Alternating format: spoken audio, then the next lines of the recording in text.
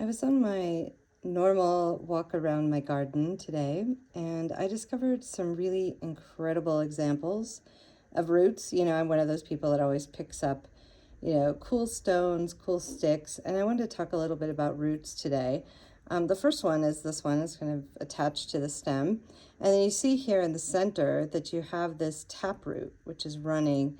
And when it establishes itself into the ground, that's the first root that goes in, and it goes deep, right? It anchors itself. And if we think about that from a permaculture standpoint, we think about, okay, in your backyard, in your apartment balcony, on your farm, where are those anchors? What is the structure of your permaculture practice? And how have you structured that for yourself personally? Like, where is your taproot in terms of your own life?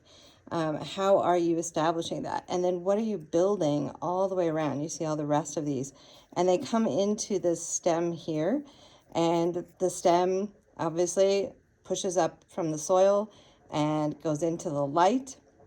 So all of what we're seeing here is happening in the darkness, generally speaking. We can also see it, of course, if we do aquaponics or something of that nature.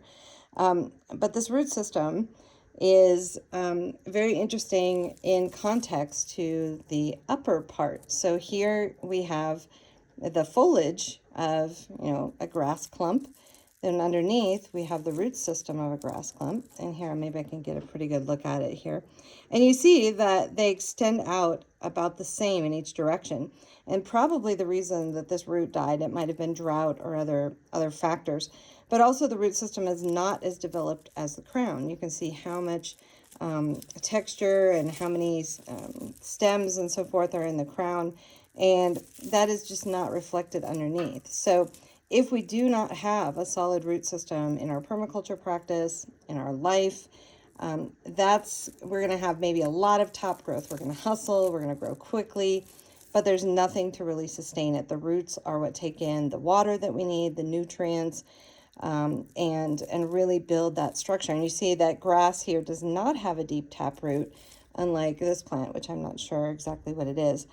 So sometimes we're living kind of at the surface, and sometimes we want to start living at a more depth, really diving into nature as our life purpose, maybe a green career, perhaps, moving, saving up to buy some land, or working in an intentional community, whatever that may look like. But we need to have that root system, and that root system is our foundation. And you can see that these keep getting tangled up together. That's because, different species, let's say the grass was underneath this perennial, different species are going to support each other and connect and even communicate. So we're learning a lot about that now. So you need that network, you need a strong root system, and you need to not try to grow too fast on top without having the bottom and what's underneath and under the soil and in the darkness really stable before you make that top growth. All right, my friends, thank you for connecting here with Hearts of Earth. Tune in for more of these quick ways that we can learn from nature. This is how we observe our environment.